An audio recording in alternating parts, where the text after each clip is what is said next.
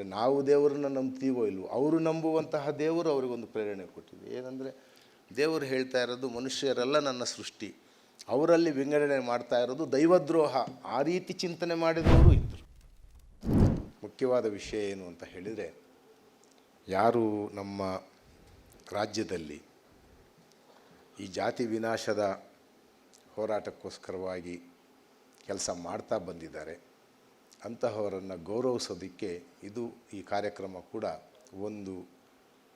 ಒಂದು ಪ್ರಯತ್ನ ಅಂತ ನಮ್ಮ ಸಂಘಟಕರು ಹೇಳಿದರು. ವಾಸ್ತವವಾಗಿ ಹೇಳಬೇಕು ಅಂದರೆ ಇಲ್ಲಿರುವಂಥ ಹಲವು ಹಿರಿಯರು ಈ ಪ್ರಶಸ್ತಿಗಳಿಗೆ ಅದಕ್ಕಿಂತ ಹೆಚ್ಚಿನವರು, ಅದನ್ನು ಮೀರಿರುವಂಥವ್ರು ಇವರೆಲ್ಲ. ಈ ಪ್ರಶಸ್ತಿಯಿಂದ ನಾವು ಅವರನ್ನು ಹೊಸದಾಗಿ ಸನ್ಮಾನಿಸಿ ಜನತೆಗೆ ಪರಿಚಯಿಸಬೇಕಾದ್ದೇನೂ ಇಲ್ಲ. ಅವರು ಮಾಡ್ತಾ ಇರುವಂತಹ ಹೋರಾಟ ಮತ್ತು ನಡೆಸ್ತಾ ಬಂದಿರುವಂತಹ ವಿಚಾರ ಚಿಂತನೆಗಳಿಂದ ಅವರು ನಾಡಿನೆಲ್ಲೆಡೆ ಪ್ರಖ್ಯಾತರಾಗಿರುವಂತಹವರು.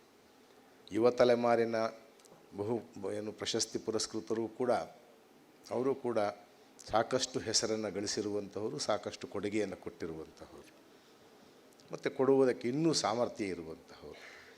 ಅವರೆಲ್ಲರನ್ನ ಈ ದಲಿತ ಪರವಾದ ಚಿಂತನೆಗಳಿಂದ ಈ ಹಿಂದೆ ಯಾರು ಕೆಲಸ ಮಾಡಿದ್ರೋ ಅವರ ಹೆಸರುಗಳಲ್ಲಿ ಗೌರವಿಸೋದು ಬಹಳ ಮುಖ್ಯ ಅಂತ ಸಂಘಟಕರು ಭಾವಿಸಿದ್ರು. ಅದು ನನಗೂ ಕೂಡ ಸೂಕ್ತವಾದ್ದು ಅನ್ನಿಸ್ತು. ಆದ್ದರಿಂದ ಈ ಪ್ರಶಸ್ತಿ ಪಟ್ಟಿಯನ್ನು ಆಯ್ಕೆ ಮಾಡೋದಕ್ಕೆ ನಾವು ಕೂಡ ನೆರವಾಗಿ ಈ ರೀತಿಯಾಗಿರುವಂತಹ ಹೆಸರುಗಳನ್ನು ಇಟ್ಟು ಈ ರೀತಿಯಾಗಿರುವ ಕೆಲವರಿಗೆ ಪ್ರಶಸ್ತಿಗಳನ್ನು ಕೊಡೋಣ ಅಂತ ನಾವು ಭಾವಿಸಿದ್ದೀವಿ. ಇವತ್ತು ಆ ಕಾರ್ಯಕ್ರಮ ನಡೀತಾ ಇದೆ. ಇಲ್ಲಿ ವಿಷಯ ಏನು ಅಂತ ಹೇಳಿದರೆ, ದಲಿತರು ತಮ್ಮ ಬಿಡುಗಡೆಯ ಹೋರಾಟಕ್ಕೆ ಜಾಗೃತಗೊಂಡು ಸ್ವಾತಂತ್ರ್ಯ ಪೂರ್ವದಿಂದಲೂ ಕೂಡ ಏನು ಹೋರಾಟವನ್ನು ನಡೆಸಿದರು ಅದು ಅವರ ಬಿಡುಗಡೆಯ ಹಾದಿಯಾಗಿತ್ತು.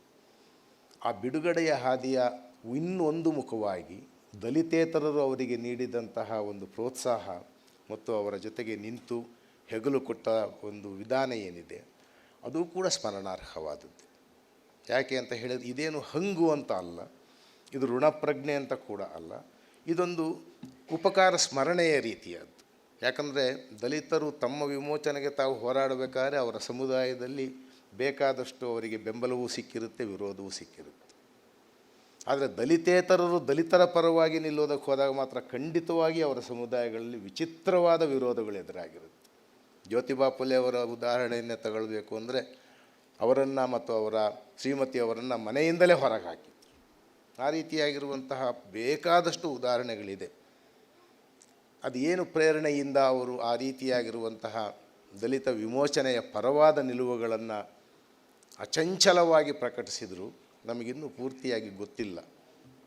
ಒಂದನ್ನು ನಾವು ಹೇಳ್ಬೋದಾಗಿರೋದು, ಸರಳವಾಗಿ ನಮಗೆ ಗೊತ್ತಾಗುವಂಥದ್ದು, ಕೆಲವರು ಭಕ್ತಿ ಪಂಥಗಳಿಂದ ಪ್ರೇರಿತರಾಗಿದ್ದವರು. ಭಾರತದ ವಿವಿಧ ಭಾಗಗಳಲ್ಲಿ ನಡೆದಂತಹ ಹಲವು ಭಕ್ತಿ ಪಂಥದ ಚಳುವಳಿಗಳು ಜಾತಿ ವಿರೋಧಿಯಾಗಿರುವ ನಿಲುವುಗಳನ್ನು ಪ್ರತಿಪಾದನೆ ಮಾಡಿದ್ವು. ಆದ್ದರಿಂದ ಭಕ್ತಿ ಪಂಥದ ಪ್ರೇರಣೆ ಕೆಲವು ಚಿಂತಕರ ಮೇಲೆ, ಕೆಲವು ಕಾರ್ಯಕರ್ತರ ಮೇಲೆ ಇದ್ದಿರಬೇಕು.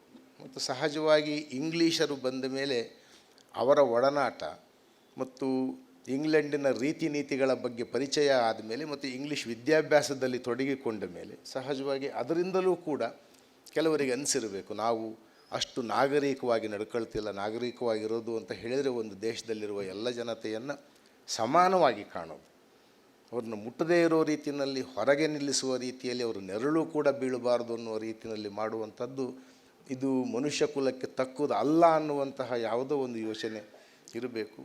ಇನ್ನು ಕೆಲವರಿಗೆ ದೈವಿ ಪ್ರೇರಣೆ, ಅಂದರೆ ನಾವು ದೇವರನ್ನ ನಂಬ್ತೀವೋ ಇಲ್ವೋ, ಅವರು ನಂಬುವಂತಹ ದೇವರು ಅವರಿಗೊಂದು ಪ್ರೇರಣೆ ಕೊಟ್ಟಿದೆ. ಏನಂದರೆ ದೇವರು ಹೇಳ್ತಾ ಇರೋದು ಮನುಷ್ಯರೆಲ್ಲ ನನ್ನ ಸೃಷ್ಟಿ, ಅವರಲ್ಲಿ ವಿಂಗಡಣೆ ಮಾಡ್ತಾ ಇರೋದು ದೈವದ್ರೋಹ.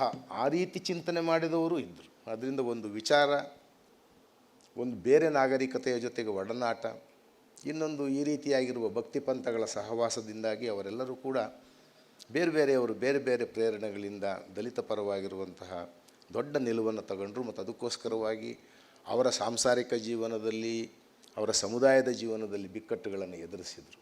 ಅವರೆಲ್ಲರೂ ಕೂಡ ಇವತ್ತು ನಿಜವಾಗಲೂ ಕೂಡ ಸ್ಮರಣೀಯರು. ಅವರನ್ನು ನಾವು ಇವತ್ತು ಜ್ಞಾಪಿಸ್ಕೊಳ್ಬೇಕು. ಯಾಕಂದರೆ ನೀವು ನಮ್ಮ ಜೊತೆಗಿದ್ದೀರಿ ಅಂತ, ಅಥವಾ ನೀವೆಲ್ಲರೂ ನಮ್ಮ ಜೊತೆಗಿದ್ದರಿಂದಲೇ ನಾವು ಒಂದು ಹೆಜ್ಜೆ ಬೇಗ ಮುಂದೆ ಬಂದೆವು, ಅಥವಾ ಅದಕ್ಕೆ ಬೇಕಾಗಿರುವ ಶಕ್ತಿ ಸಿಕ್ತು ಅಂತ ಹೇಳಿ. ಇದು ಒಳಗೊಳ್ಳುವ ರಾಜಕೀಯದ ಒಂದು ಭಾಗ. ನಾವು ನಾವೇ ಆಗಿ ಹೋರಾಡೋದು ಒಂದು ಏನು ಆಗಲೇಬೇಕಾಗಿರುವಂತಹ ಕೆಲಸ, ಅದು ಸರಿ. ಆದರೆ ಅದರ ಜೊತೆಗೆ ಬೇರೆಯವರು ಬಂದು ಕೂಡೋದಿದೆಯಲ್ಲ, ಆಗಲೇ ಇಡೀ ಸಮಾಜ ತನ್ನ ಮನ ಪರಿವರ್ತನೆಗೆ ಮುಂದಾಗುತ್ತೆ. ಅದು ಭಾಳ ಮುಖ್ಯವಾದದ್ದು. ಮನ ಪರಿವರ್ತನೆ ಆಗದ ಹೊರತು ಈ ಜಾತಿವಾದ ಅನ್ನೋದು ಪೂರ್ತಿ ಹೋಗೋದಿಲ್ಲ. ನಾವು ಸ್ಥಾನಮಾನಗಳನ್ನು ಕಲ್ಪಿಸ್ಬೋದು, ಮೀಸಲಾತಿಗಳನ್ನು ಕಲ್ಪಿಸ್ಬೋದು, ಹುದ್ದೆಗಳನ್ನು ಕೊಡಬಹುದು ಸಂವಿಧಾನದ ಪ್ರಕಾರ.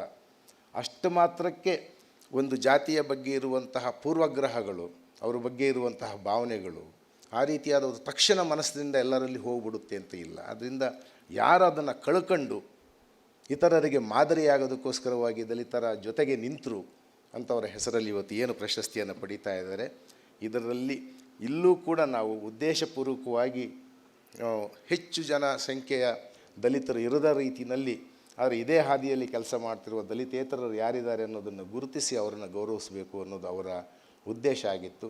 ಅದಕ್ಕೆ ಪೂರಕವಾಗಿ ಬಹಳ ಹಿಂದಿನಿಂದ ಕಳೆದ 40-50 ವರ್ಷಗಳಿಂದ ಈ ಸಮಾಜದ ಬಿಡುಗಡೆಗೋಸ್ಕರವಾಗಿ, ದಲಿತರ ಚೈತನ್ಯಕ್ಕೋಸ್ಕರವಾಗಿ ಹೋರಾಡಿರುವಂಥ ಇವರೆಲ್ಲರನ್ನೂ ಪ್ರಶಸ್ತಿ ಕೊಡೋದಕ್ಕೆ ಸಂಸ್ಥೆ ತೀರ್ಮಾನ ಮಾಡಿದೆ. ಅವರ ಪರವಾಗಿ ನಾನು ಅವರೆಲ್ಲರನ್ನು ಹಾರ್ದಿಕವಾಗಿ ಅಭಿನಂದಿಸ್ತಾ ಇದ್ದೀನಿ.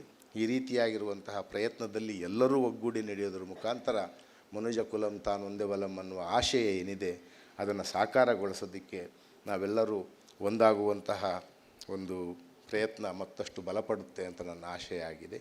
ಇಷ್ಟು ಮಾತುಗಳನ್ನಾಡಿ ಇಲ್ಲಿಗೆ ಈ ಕಾರ್ಯಕ್ರಮವನ್ನು ಉದ್ಘಾಟನೆ ಮಾಡೋದಕ್ಕೆ ಆಹ್ವಾನ ಮಾಡಿದ ಸ್ನೇಹಿತರಿಗೆ ವಂದಿಸಿ ನನ್ನ ಮಾತು ಮುಗಿಸ್ತಾ ಇದ್ದೀನಿ. ನಮಸ್ಕಾರ.